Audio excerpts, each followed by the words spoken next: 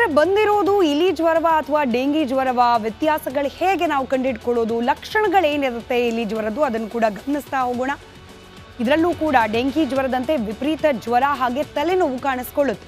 ಡೆಂಗಿಯಲ್ಲೂ ಕೂಡ ಹಾಗೆ ಜ್ವರ ಹಾಗೆ ತಲೆನೋವು, ತಲೆ ಭಾರ ಇರುತ್ತೆ. ಇಲಿ ಜ್ವರ ಬಂದಾಗ ಚಳಿ ಹಾಗೆ ವಾಂತಿ, ವಾಕರಿಕೆ ಹಾಗೆ ವಾಂತಿಯ ಸಿಂಪ್ಟಮ್ಸ್, ಸ್ನಾಯು ನೋವುಗಳು ಡೆಂಗಿಯಂತೆ ಇಲ್ಲೂ ಕೂಡ ಕಾಣಿಸ್ಕೊಳ್ಳುತ್ತೆ. ಆದರೆ ವ್ಯತ್ಯಾಸ ಅಂದರೆ ಇಲಿ ಜ್ವರ ಬಂದಿದ್ರೆ ಹೊಟ್ಟೆ ನೋವು ಕಾಣಿಸ್ಕೊಳ್ಳುತ್ತೆ. ಡೆಂಗಿಯಲ್ಲಿ ಈ ಸಿಂಪ್ಟಮ್ ಇಲ್ಲ, ಈ ಲಕ್ಷಣ ಇಲ್ಲ.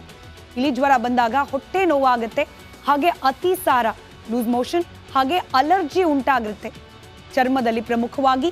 ಹಾಗೆ ಕಣ್ಣು ಹಳದಿ ಬಣ್ಣಕ್ಕೆ ತಿರುಗೋದು ಕೂಡ ಇಲಿ ಜ್ವರದ ಗುಣಲಕ್ಷಣಗಳು. ಹೆಚ್ಚಾಗಿ ಈ ಪ್ರಕರಣ ಇನ್ನೂ ಕಾಣಿಸ್ಕೊಂಡಿಲ್ಲ. ಒಂದು ಜಿಲ್ಲೆಯಲ್ಲಿ ಒಂದು ಗ್ರಾಮದಲ್ಲಿ ಮಾತ್ರ ಕಾಣಿಸ್ಕೊಂಡಿರೋದಾದರೂ ಕೂಡ ಮುಂಜಾಗ್ರತೆ ವಹಿಸೋದು ಒಳ್ಳೆಯದು.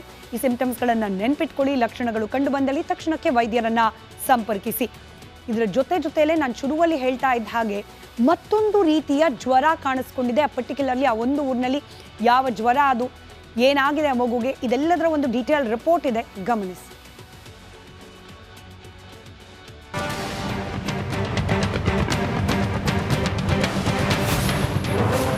ಡೆಂಗಿ ಡಂಗೂರ ನಡುವೆ ಇಲಿ ಜ್ವರದ ಆತಂಕ.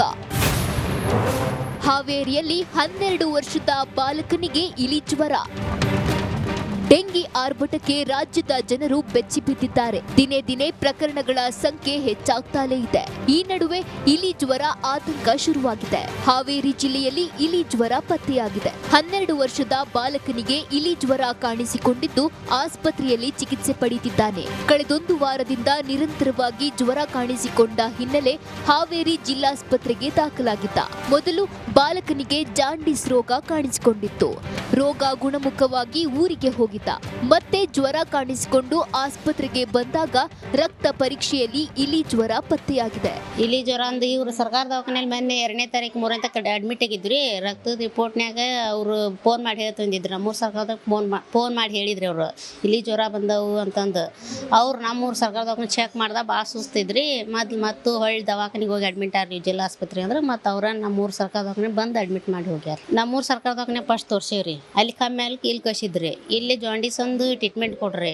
ಮತ್ತು ಅವರು ಟ್ರೀಟ್ಮೆಂಟ್ನಾಗ ಆರಾಮಾಗೈತಿ ಅಂದ್ರು ಗುಳಿಗೆ ಎಣ್ಣೆ ಕೊಟ್ರೆ ಅದ್ಮ್ಯಾಗ ಆರಾಮಾಕೈತಿ ಅಂದ್ರು. ಆರಾಮಾಗಿತ್ತು 2 ದಿನ. ಮತ್ತು ನಿನ್ನ ಬೆಳಗ್ಗೆ ತ್ರಾಸ ಆಗೈತೆ, ಮತ್ತು ಹೊಳ್ಳಿ ಕರ್ಕೊಂಬಂದು. ಸದ್ಯ ಜಿಲ್ಲಾಸ್ಪತ್ರೆಯಲ್ಲಿ ಬಾಲಕ ಚಿಕಿತ್ಸೆ ಪಡೆಯುತ್ತಿದ್ದು ಆರೋಗ್ಯ ಸ್ಥಿರವಾಗಿದೆ. ಸುತ್ತಮುತ್ತಲಿನ ಪರಿಸರವನ್ನ ಸ್ವಚ್ಛವಾಗಿ ಇಟ್ಕೊಳ್ಬೇಕು. ಆತಂಕ ಪಡುವ ಅವಶ್ಯಕತೆ ಇಲ್ಲ ಎಂದು ವೈದ್ಯರು ತಿಳಿಸಿದ್ರು.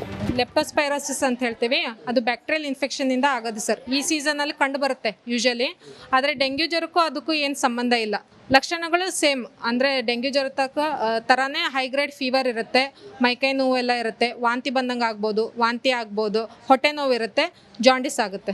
ಅಂದರೆ ಇನ್ಫೆಕ್ಷನ್, ಬ್ಯಾಕ್ಟೀರಿಯಲ್ ಇನ್ಫೆಕ್ಷನ್, ಹಸುಗಳು ದನಕರುಗಳು ಎಲ್ಲ ಊರಲ್ಲಿ ಇರ್ತಾವಲ್ಲ, ಅದರಿಂದ ಸಗಣಿ ಅಥವಾ ಯೂರಿನಿಂದ ಅದರ ಕಾಂಟ್ಯಾಕ್ಟಿಗೆ ಬಂದರೆ ಅದು ಜ್ವರ ಬರುತ್ತೆ.